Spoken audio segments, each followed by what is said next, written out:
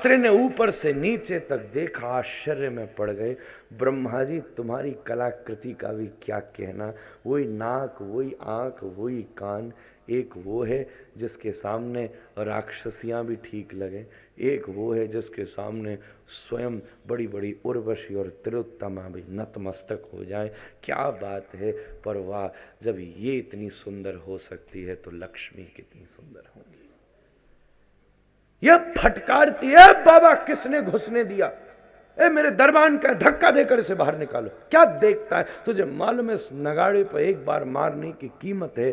तेरे पास इतनी औकात है देने की? बाबा बोला, पिंगला मैं उतना दे सकता हूं जितने को देखकर तुझे उल्टियां होने लगे। ऐसी प्रवचन देना मुझे भी आता है।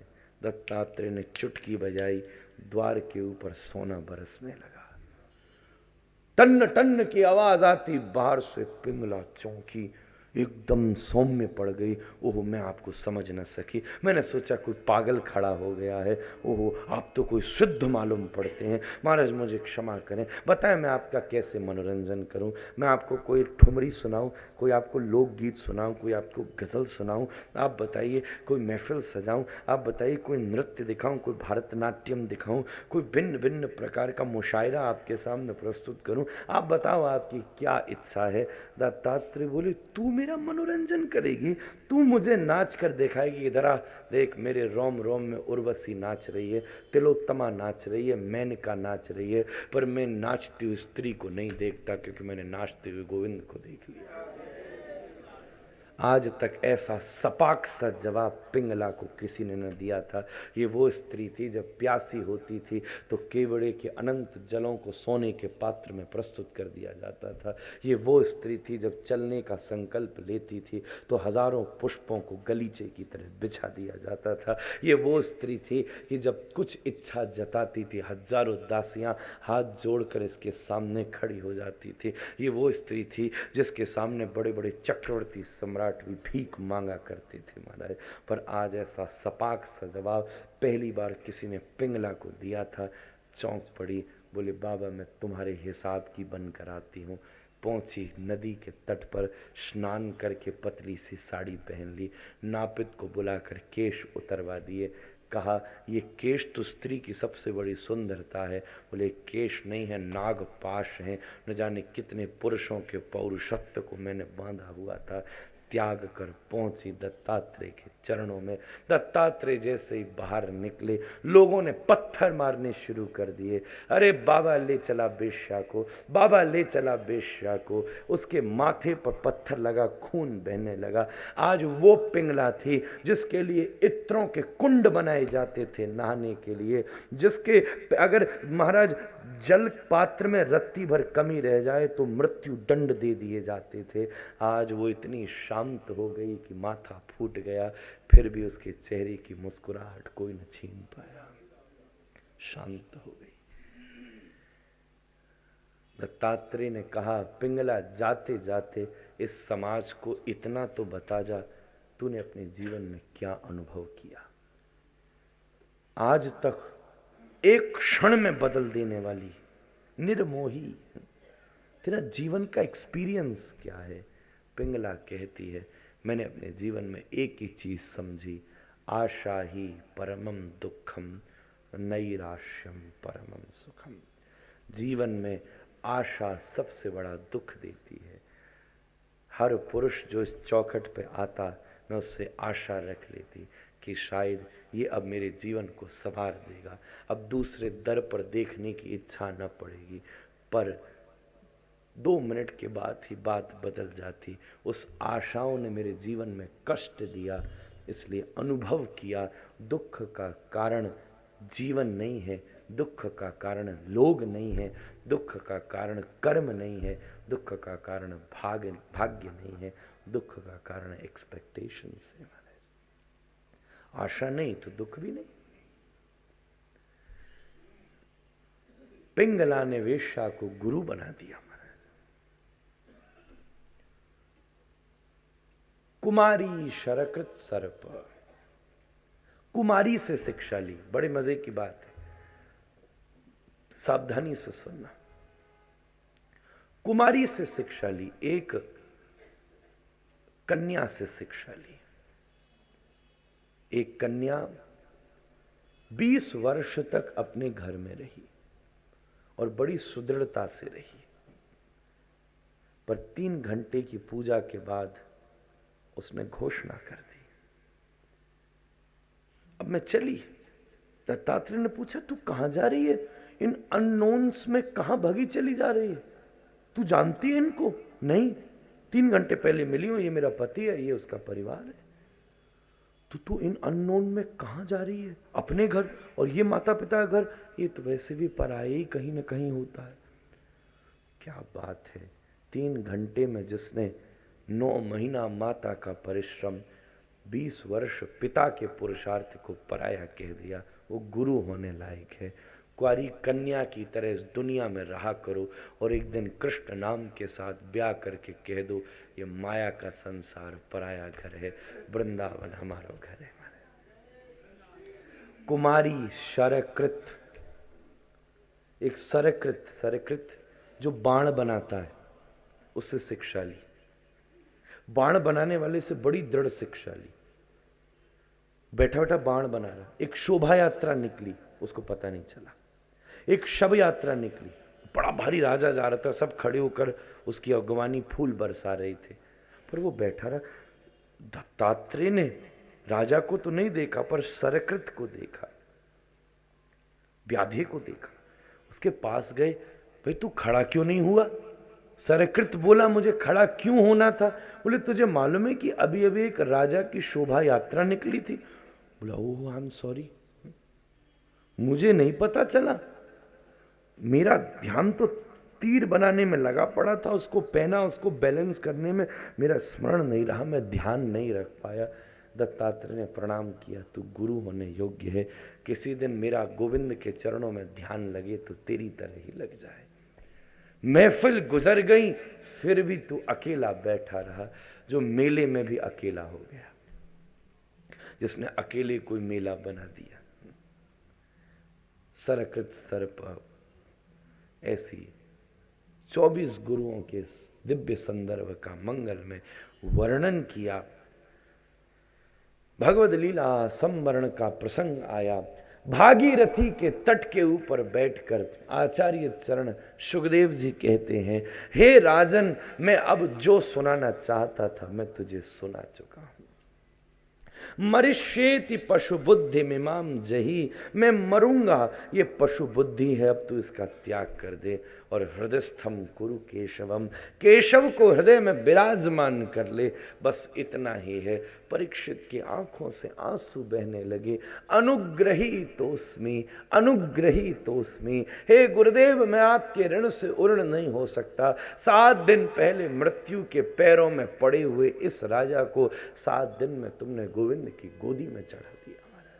जय हो आपकी, जय हो, मैं आपके ऋण को कैसे चुका पाऊंगा। सुखदेव जी कहकर चले, पर फिर वापस आ गए, क्योंकि जीवन में आज तक उन्हें भी ऐसा सुनने वाला कभी नहीं मिला जिसने 7 दिन तक मुड़कर नहीं देखा, जिसने 7 दिन तक जल नहीं पिया, भोजन नहीं किया, बस टकटकी लगाकर सुनता रहा, मंथन करता रहा, चिंतन करता रहा, चकोर की तरह बैठा रहा। चिंता मत कर, मैं तेरा हाथ पकड़े बैठा हूं, तुझे मैं ही यहां से वहां लेकर जाऊंगा, चिंता न कर। परीक्षित ने आंखें बंद करी और अपनी नाभि से प्राणों को खींच करके और ब्रह्मरंध्र का भेदन करके भगवत धाम को प्राप्त कर गया। तक्षक ने आकर उसके प्राकृतिक शरीर को जलाकर भस्म किया। ब्रह्मा जी चौंके, जो 10-10 हजार की समाधियों में नहीं मिलता वो 7 दिन में कैसे मिला। तराजू लगाया, एक तरफ सारे शास्त्र और एक तरफ भागवत शास्त्र, भागवत का पड़ला भारी हो गया, सारे शास्त्र सत्य लोग चले गए, सबने जय जयकार करी, बोले भागवत भगवान की। इस दृश्य को देखकर जन्मेजय ने सर्पेष्टि यज्ञ किया, सबने आकर समझाया तो सर्पेष्टि यज्ञ को सत्संग में बदल दिया। मार्कंडे जी की मृत्यु का समय पूरा हो गया था। जब यमदूत उन्हें लेने आए तो वो शिवलिंग से लिपट गए, शिवलिंग फट गया और कहा अब इसने मुझे पकड़ लिया है। धर्मराज बोले प्रभु इसकी आयु खत्म हो गई है। बोले इसकी खत्म हो गई तो कोई बात नहीं, मैं इसको देता हूँ। 2 कल्प की आयु का वरदान प्राप्त हुआ। मार्कंडेय ने कहा क्या बात है, अब जो मैं जी रहा हूँ वो मेरे भाग्य की आयु नहीं है, वो कृपा की आयु है, इसलिए इसको बर्बाद नहीं करूँगा, इसको तपस्या में निकाल दूंगा। मार्कंडेय ने घनघोर तप किया। मन में एक बार इच्छा उठी कि जब कोई नहीं बचता तब भी कौन बचता है। वास्तव में कुछ न बचे प्रलय के भयंकर समुद्र में, तब भी कौन बचा होता है। तब कृत्रिम प्रलय का दर्शन किया मार्कंडेय ने। भयंकर ऊंची लहरें उठी चली आ रही थीं, भूकंप व्याप्त हो रहा था, चारों तरफ सब नष्ट होता जा रहा था, सारे ग्रह संग सूर्य में संगमायित होते जा रहे थे। महाप्रलय का भयंकर वर्णन है, मैं जाते जाते डराना नहीं चाहता आप सबको, पर उसमें छिपे रस को देता हूँ।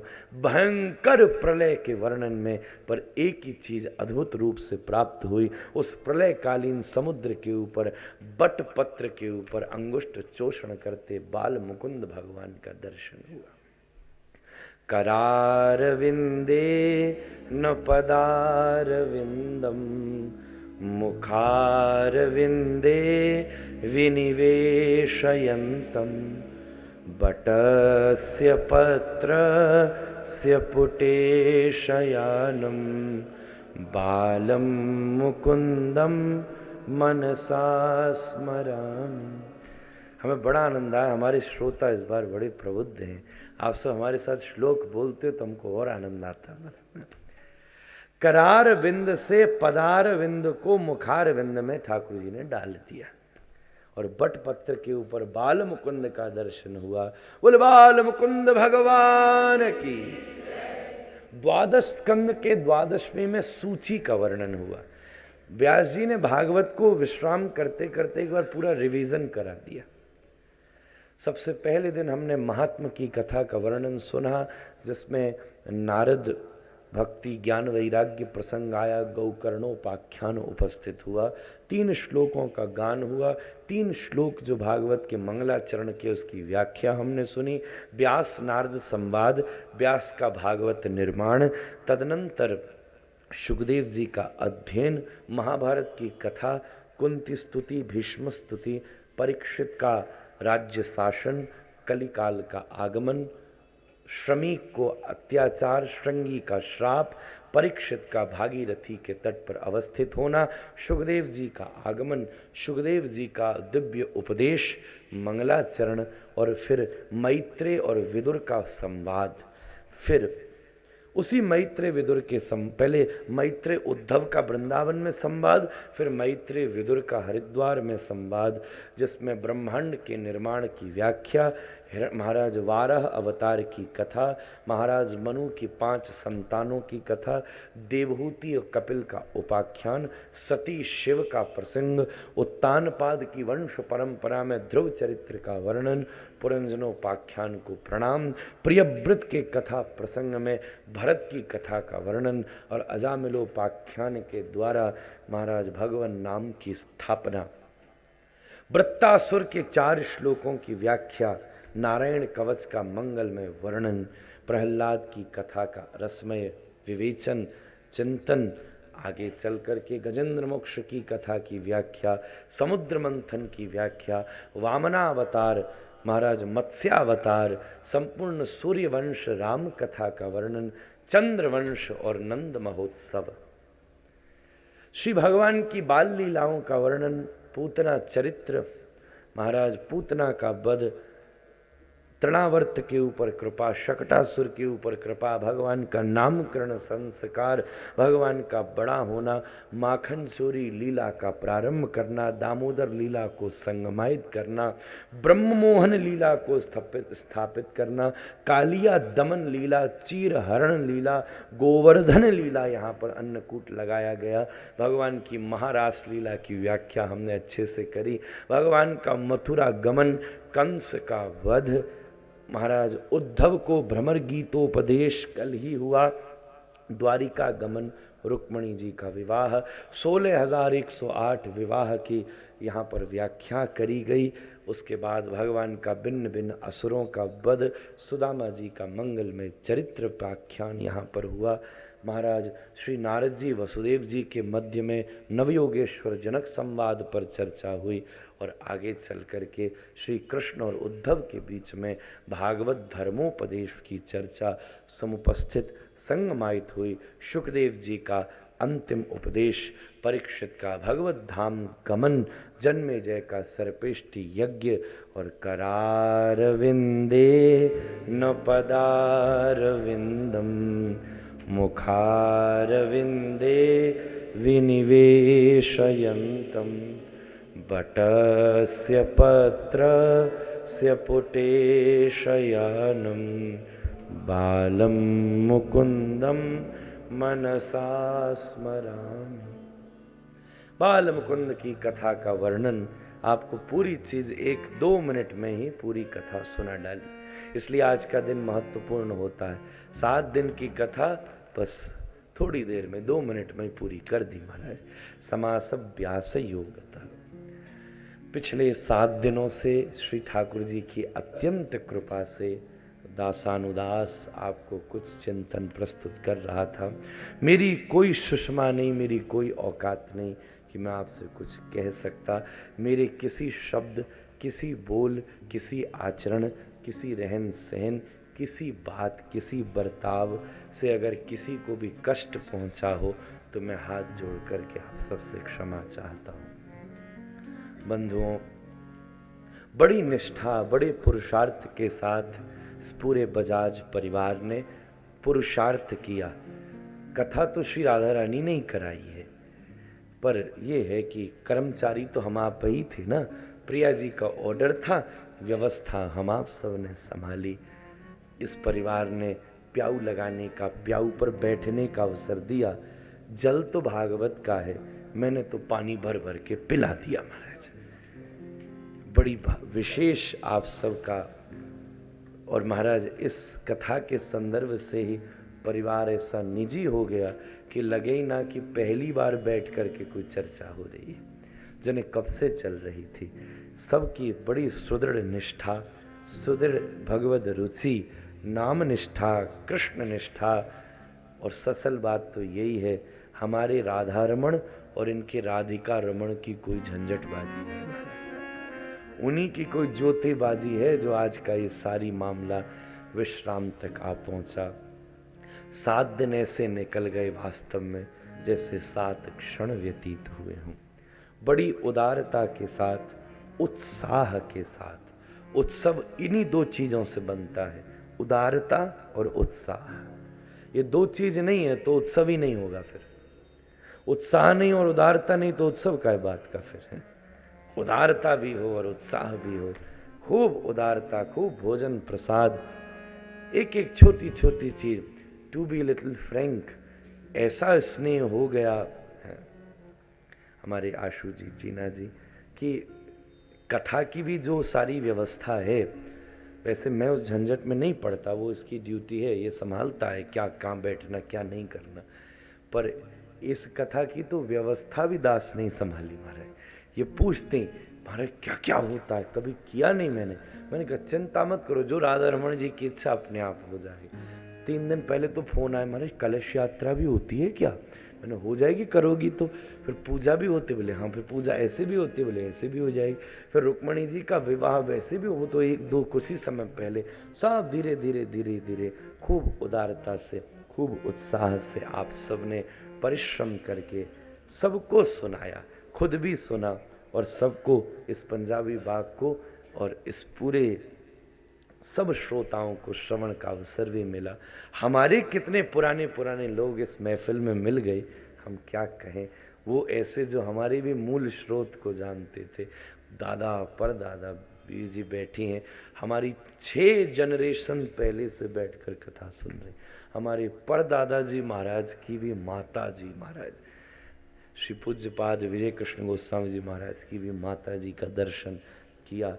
ऐसे ऐसे परिवार यहाँ आए जो हमारे परदादा जी की सेवा करते, दादाश्री को श्रवण करते, बड़े महाराज श्री को, पिताश्री महाराज के दीक्षित रहे और हमसे भी खूब अनुराग रखने वाले ऐसे पुराने पुरानों की महफिल सजी और ही नए कुछ पुराने बहुत पुराने सब बैठे यहाँ, कैसा आनंद रहा।